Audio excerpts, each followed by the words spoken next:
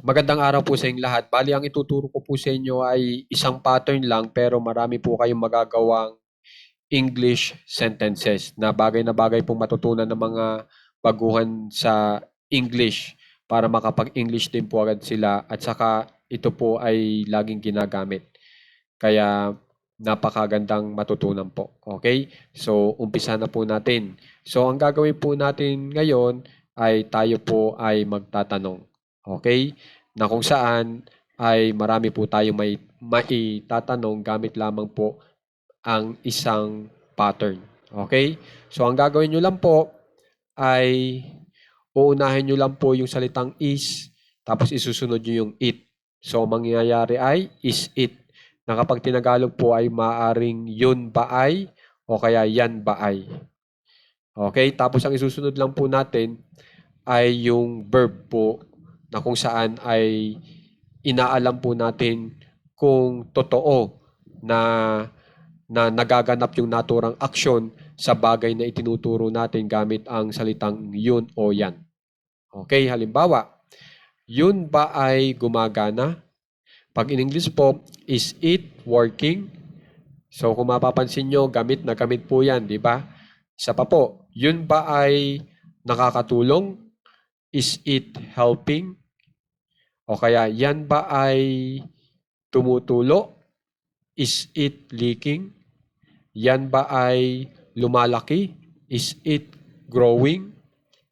Yun ba ay umiikot? Is it spinning? Yun ba ay natutunaw? Is it melting? O kaya yan ba ay gumagalaw? Is it moving? Yan ba ay lumulutang?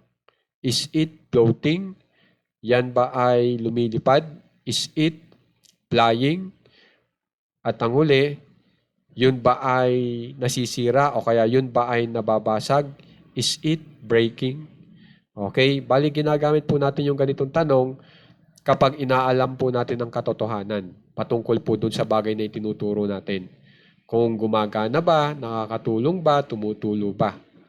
O kaya pwede rin kung ang gusto nyong ibigay na idea ay yan yung nangyayari ngayon sa naturang bagay na natutunaw. Okay? Na gumagana o kaya lumalaki. So, kung mapapansin nyo, ang bilis po natin matuto mag-English kung meron po tayong ganitong klaseng pattern. Kaya sana pag-aralan nyo at napakadali lang naman po. Okay? Is po ang ginamit ko para sa salitang I. Yung it po natin, yan po yung yun o yan na panturo po sa bagay. Na isang bagay lang po yung tinuturo natin.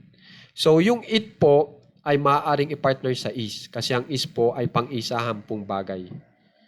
Okay, so tandaan nyo, yung yun o yan ay ang tinuturo natin ay bagay, hindi po tao. Okay, yan lang naman yung tatandaan nyo. Tapos, ang kasunod na po dito ay yung mga tinatawag na verbs. Okay, yan yung aksyon na pinatutungkulan po natin, na ipinatutungkol po natin dun sa bagay na tinuturo natin. Kung naisasagawa. Okay? So, sana makikitandaan po itong ating mga verbs na ito kasi ito po ay gamit na gamit. At saka kung mapapansin nyo, yung tinuturo ko po ngayon ay magagamit nyo rin po agad. Kaya napaka-mainam na matutunan nyo po, lalo-lalo na mga baguhan. So, pag-aralan nyo na maigi ha, mag-aral ng maigi at gagawa pa po muli tayo ng mga ganitong klaseng lesson para mas gumaling pa po kayo sa English. Maraming salamat po.